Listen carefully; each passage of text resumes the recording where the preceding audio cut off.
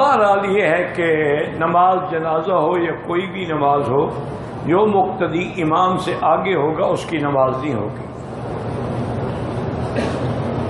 بار صورت کعبۃ اللہ کے 4 حصے، جس حصے میں امام ہے اس میں ان کے آگے کوئی نہ ہو، باقی 3 حصے میں چاہے آگے ہو۔ وہ تو طرف ہی بدل گئی نا کعبے کی۔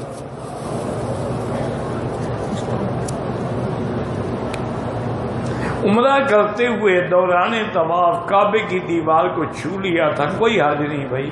یہ 100 دفعہ تم نے پوچھا ہے، کتنے دفعہ پوچھو گے؟ چھو لیا تھا، ٹھیک ہے، بس جو گیا نہیں کرنا چاہیے، کہ کچھ نہیں ہے۔ بحرمت نبی علیہ السلام یا بحرمت یہ نہیں کہنا چاہیے، سیدھی اللہ سے دعا مانگے، ادعونی استجب لکم۔ حضرت پتہ نہیں کس کا آپ نے پوچھا ہے کا مزار، حضرت آدم کا، اچھا حضرت آدم کا مزار کہاں ہے؟ مجھے کیا پتا، مجھے تو اپنے دادے کی قبر کا پتہ نہیں ہے۔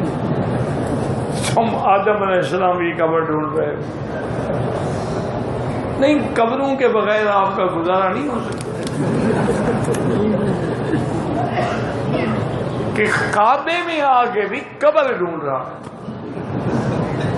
انا للہ و انا الیہ، یعنی یاد رکھو ایک مسئلہ ہے کہ ما سوائے حضور کی قبر مبارک کے کسی نبی کی قبر کے بارے میں کوئی دلیل نہیں، صرف حضور کی قبر مبارک ہے جس کی تعین ہے کہ آپ کی روضہ مبارک میں ہے، مدینہ منورہ میں ہے، حجر عائشہ میں ہے اور فلاں۔ باقی کسی پیغمبر کی قبر کے بارے میں یعنی ضمنی طور پہ تو کہہ سکتے، یقینی طور پہ نہیں کہہ سکتے۔ یہ آدم علیہ السلام کی قبر ڈھونڈ رہے ہیں۔ آپ نے حج کون سا کیا؟ یعنی حضور پاک نے، حضور نے حج قران فرمایا تھا، اور حضور پاک نے حج والے عمرے کے علاوہ 3 عمرے کیے، کل 4 عمرے۔ جب تمہیں پتہ ہے پوچھنے کا کیا فائدہ، وقت ضائع کرنا ہے۔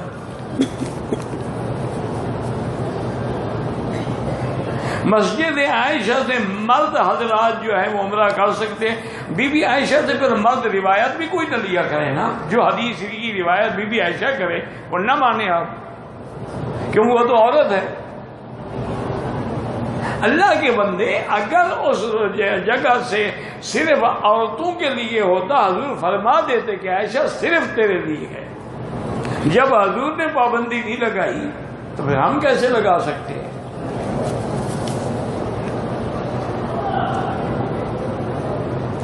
دوران طواف جب سبز لائٹوں کے قریب پہنچا، استلام کے بغیر گزر گیا، کچھ نہیں ہوتا، کوئی استلام بھی نہ کرو، ما سوا پہلے اور آخری کے کچھ نہیں ہوتا۔ حضرت عیسیٰ علیہ السلام کا منکر مسلمان ہے کہ کافر، اس سے بڑا کافر بھی کوئی ہے جس کا ذکر خود قرآن میں ہے، عیسیٰ ابن مریم، عیسیٰ ابن مریم، عیسیٰ ابن مریم، وہ تو پھر قرآن کا منکر ہے۔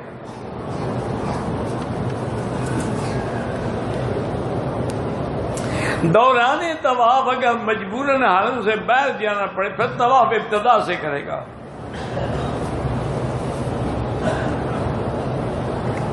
جس مولوی یا امام کا عقیدہ ہو کہ حضور پاک ہر جگہ حاضر ناظر ہے، وہ کافر ہو جاتا ہے، نماز اس کے پیچھے نہیں ہوتی۔ ہر جگہ حاضر ناظر ہونا اللہ کی شان ہے کہ ہوا معکم اینما کنتم، اور کوئی ہر جگہ حاضر ناظر نہیں ہو سکتا۔ اور ایک بات یاد رکھیں کہ اگر حضور ہر جگہ حاضر ناظر ہیں تو پھر یہ حج اور عمرے اور معراج یہ تو سارے افسانے ہو گئے نا۔ جب ہر جگہ موجود ہے، معراج پہ جانے کی کیا ضرورت ہے؟ ہر جگہ حاضر ہیں تو پھر آپ کو ہجرت فرمانے کی کیا ضرورت ہے؟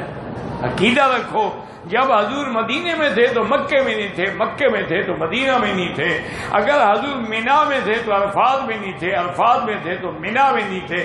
ہر جگہ حاضر ناظر انبیاء نہیں ہوتے۔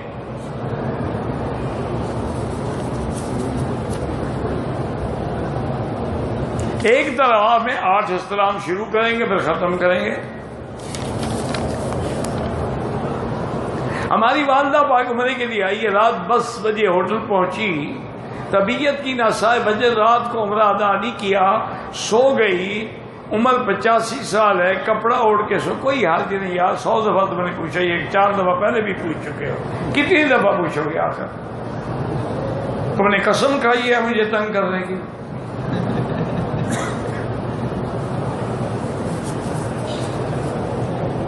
مولوی کو تنگ نہ کیا کرو، اس کی زبان بڑی لمبی ہوتی ہے، کبھی وہ ایسی بات کہہ دے گا پھر تمہاری زندگی گلے میں پڑ جائے گی۔ جس امام کا عقیدہ حضور حاضر ناتی پہلے ہو چکا ہے پھر کیوں رکھا ہوا ہے؟ عورت نماز جنازہ پڑھ سکتے، اگر عورت مر جائے تو ہم اس کا جنازہ پڑھ سکتے ہیں، جیسے کامن سینس کی بات ہے، ہم پڑھ سکتے ہیں وہ بھی پڑھ سکتے ہیں، اس میں مسئلہ پوچھنے کی کیا ضرورت ہے؟ اتنا عقل بھی نہیں دیا اللہ نے آپ کو۔ وہ تو مسئلہ اور ہے جو تم سمجھے ہی نہیں۔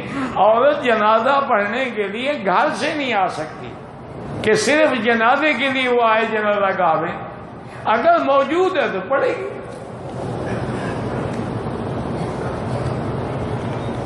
اما اربع کے نزدیک اذان اقامت پتہ نہیں سکون کے ساتھ پڑھی جاتی ہے، یہاں دیکھا ہے حیا حیا فقط کا حرکت کے ساتھ پڑھتے ہیں، یہ ان سے جا کے خود پوچھتے ہیں، کسی قاری سے پوچھیں۔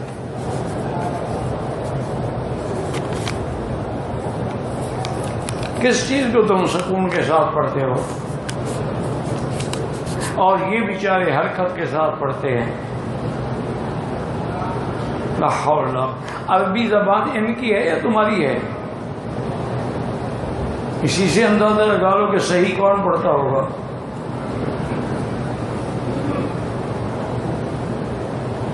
ان کا عام آدمی جو ہے نا ہمارے مولوی سے زیادہ پڑھا ہوتا ہے۔ پہلے زمانے میں اونٹوں پہ آتے تھے نا لوگ جدہ سے مکہ شریف، تو اونٹ پہ آ رہے تھے، راستے میں نماز کا وقت ہو گیا، ایک ہمارے مولوی صاحب تھے بڑے، وہ بھی حج پہ آ رہے تھے، وہ امام بنے، نماز پڑھائی، جب نماز پڑھا کے سلام انہوں نے حضرت یوسف علیہ السلام سورۃ یوسف پڑھی، امام صاحب نے، فجر کی نماز تھی، جب انہوں نے سلام پھیرا تو وہ بدو تھا نا اونٹ والا، وہ کھڑا ہو گیا، انہوں نے کہا اے شیخ امام صاحب حضرت یوسف کو کنویں میں ڈال دیا، نکال تو لیتے باہر، کنویں میں ڈال کے تم جا رہے ہو۔ ہمارے مولوی کو کیا پتا کہ کنویں کے اگلی آیت بھی میں نے پڑھنی ہے، اتنا تو یہاں کا بدو ہم سے زیادہ پڑا ہوا ہے۔ 18 فروری کو حیدرآباد میں ایک اسلامی اجتماع اللہ کامیاب فرمائے، کتنے دفعہ دعا کرواؤ گے؟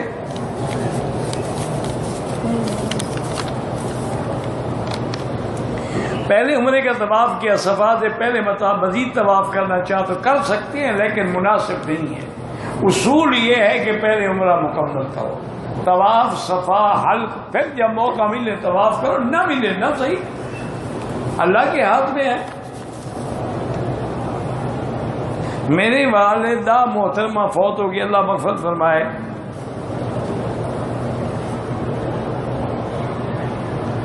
کہتا ہے جی کہ کفریہ اور شرکیہ گستاخانہ وسوسے آتے ہیں، کوئی بات نہیں، آنے دو، خود نہ لاؤ۔ جو وسوسے آتے ہیں یہ ایمان کی نشانی ہے، یہ تو اچھی بات ہے۔ حضرت علی سے کسی نے پوچھا نماز میں وسوسے آتے، پھر میں اچھا اس مقام پہ تم پہنچ گئے ہو، آنے دو، اندر کچھ ہے تو شیطان دور لگا رہا ہے نا۔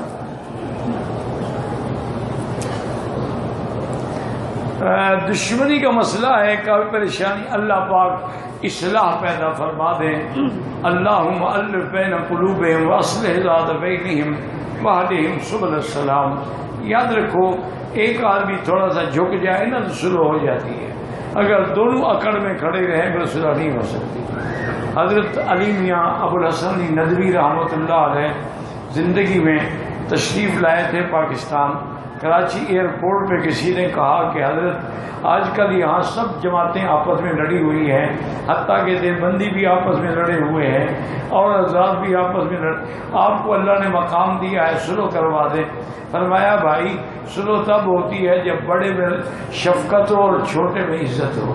جب بڑے میں شفقت نہیں رہی، چھوٹوں میں عزت نہیں رہی، صلح کیسے ہو؟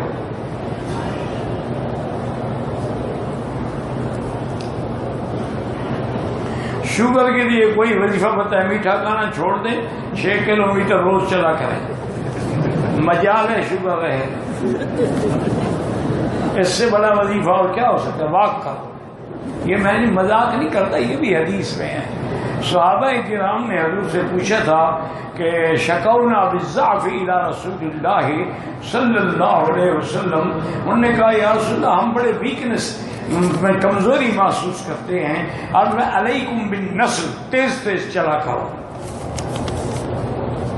اسی لیے بچے کو نسل کہتے ہیں، یہ حرام دی نسل، حلال دی نسل۔ نسل مانا جلدی سے باہر آتا ہے ماں کے پیٹ سے۔ وَهُمْ مِنْ كُلِّ حَدَبٍ يَنْسِلُونَ، قرآن میں ہے۔ الحمدللہ ہم اپنی طرف سے کوئی بات نہیں کہتے۔ جو اخلاص کے ساتھ ایک دفعہ کلمہ پڑھتا ہے ضرور جتنا دل کو ہوگا انشاءاللہ۔ کہتا ہے جی کہ ابو بکر کا منکر ہو وہ بھی جنت میں جائے گا، جب کلمے پڑھنے کے بعد منکر ہو ہی نہیں سکتا۔ اگر منکر ہو جائے گا تو کافر ہو جائے گا، پھر کلمہ نہ رہا۔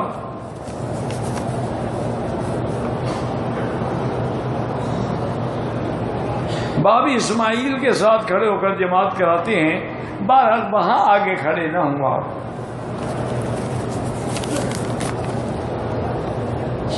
حلالہ کی حیثیت قرآن میں ہے، فلا تحل له من بعد حتى تنكح زوجا غيره، ابھی عورت پہلے خاوند پہ حلال نہیں ہو سکتی جب تک کسی دوسرے کی بیوی نہ بنے، تو قرآن میں ہے، مولوی نے تو نہیں بنایا کہ صاحب۔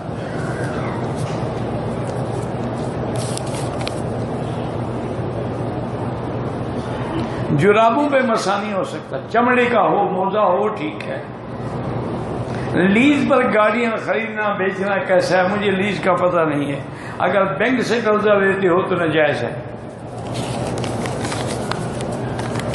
اب اتنا لمبا چوڑا مسئلہ کون پڑھے گا؟ اس کے والد اپنے خاوند سے طلاق کہے جو جیل میں ہو، اپنے اور والد کی اور بات کو شوہر کو خلوع اطلاق کا پیغام بھجوائے کہ فی الحال چونکہ اکیلی ہے شوہر سے مل نہیں سکتی، بس یہ تمہارا مسئلہ ہے۔ عورت کو حق خلوع کرنا چاہتی ہے کر، نہیں کرنا چاہتی نہ کرے، جان چھوٹی۔ اب اتنے لمبے چوڑے ٹائم ہو تو میں پڑھوں نا۔ مناسب طلاق دیں، کورٹ میں خلوع کا، کورٹ جانے تم جانا۔ مجھے حضور پاک کی زیارت ہوئی ہے، شکر کرو، درود شریف زیادہ پڑھو، حضور کی اتباع زیادہ کرو۔ وظیفہ کو اگر کوئی آدمی جیل میں ہے تو اس کے لیے کلمہ جو ہے نا، لا الہ الا انت سبحانک انی کنت من الظالمین، یہ زیادہ سے زیادہ پڑھیں تو حضرت یونس مچھلی کی پیٹ سے نکل آئے ہیں تو یہ تو جیل میں ہے۔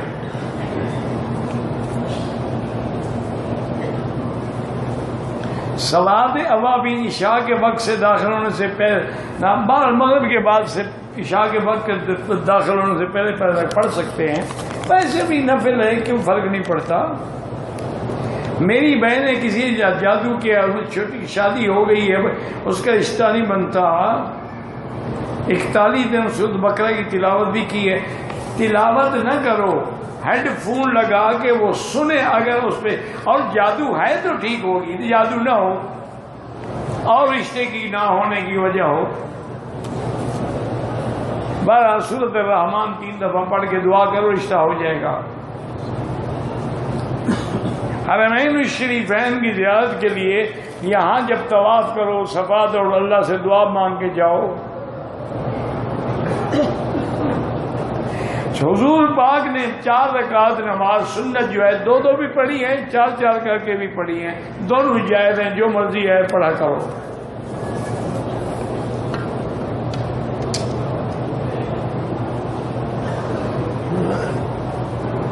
کہتے ہیں کہ اگر ہندا مسلمان ہو گئی تھی تو شیعہ ان کو برا بھلا کیوں کہتے ہیں؟ یہ شیعہ سے پوچھو، مجھے کیا پتا۔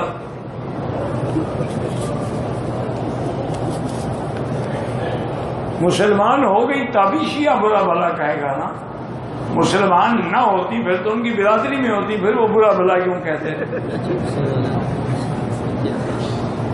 پھر تو ان کی پارٹی میں ہوتی نا۔ وہ کسی نے کہا تھا نا کہ حضرت ابراہیم علیہ السلام نعوذ باللہ شیعہ تھے، وَإِنَّ مِن شِيَّتِهِ لَإِبْرَاهِيمَ۔ تو آگے جو مولوی صاحب تھے انہوں نے کہا ہاں بالکل میں مانتا ہوں مولوی صاحب تمہاری بات، لیکن جب تک آدر کے گھر میں تھے شیعہ تھے، اس جا آدر بہو بقلب ضعیف سنی ہو کے ہمارے پاس آ گئے۔ دونوں نے قرآن کا تعریف کی، اللہ دونوں کو معاف کر دے۔ طواف کے 2 رکعت عصر کے بعد نہ پڑھے تو بہتر ہے، پڑھنے تو کوئی مجبوری ہے۔ اگر آپ نے عمرہ کر لیا، صفا دوڑ لیا، دوسرے کا سر موڑ سکتے ہیں۔ اعمال جن سے آدمی کا شمال متقی کا معنی ہوتا ہے انما یخشی اللہ من عبادہ العلماء، جتنا اللہ سے ڈرنے والا، حرام سے بچنے والا، حلال پہ عمل کرنے، وہ متقی ہے۔ ایک اور شوہر سے ناراض ہو جاتی ہے، ٹیکسی لے کے حرم آ جاتی ہے، رات بھر عبادت کرتی ہے، صبح فجر کے بعد ٹیکسی لے کے پھر گھر جاتی ہے، بالکل ایسی عبادت قبول نہیں ہوتی جو شوہر کی اجازت کے بغیر ہو، اور خاص طور پہ نفلی عبادت۔ توبہ کرے۔ دوسرا عمرہ کرنا ہے مسجد عائشہ حرام باندھو یا مسجد جرانہ سے۔ اگر عورت حیض کی حالت میں باہر میدان میں بیٹھ سکتی ہے، دوسرے عمرے کے لیے احرام مسجد عائشہ یا جیرانہ، یہ مسئلہ پہلے ہو گیا ہے۔ اگر دونوں نے طواف صفا کر لیا، ایک دوسرے کا سر پہ اس طرح پھیر سکتے ہیں۔ اس نے مولوی صاحب نے کہا مسجد عائشہ سے عمرہ نہیں، ان کا نہیں ہوتا ہوگا، ٹھیک ہے چھوڑیں، ہم تو بحث نہیں کرتے۔ عمرے کے بعد آدمی اپنی بیوی سے مل سکتا ہے، کیوں؟ یعنی عمرے کے بعد بیوی کو طلاق ہو جاتی ہے کیا؟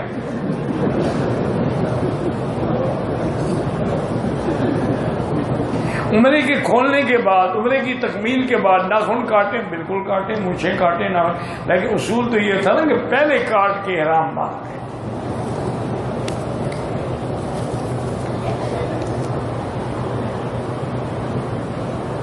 امام ابو حنیفہ کے نزدیک پتہ نہیں کیا ہے، سمجھ، صفا مروہ میں سعی کے دوران جوتا پہن سکتے ہیں، پہن سکتے ہیں۔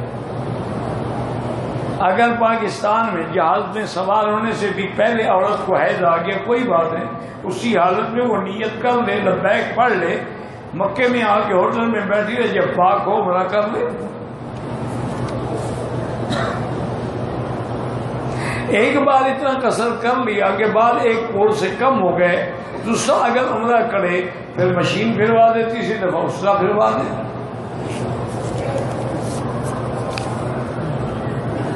حالت حیض میں عمرے کی نیت کر سکتی ہے، اور ہاں کر سکتی ہے، بالکل کر سکتی ہے۔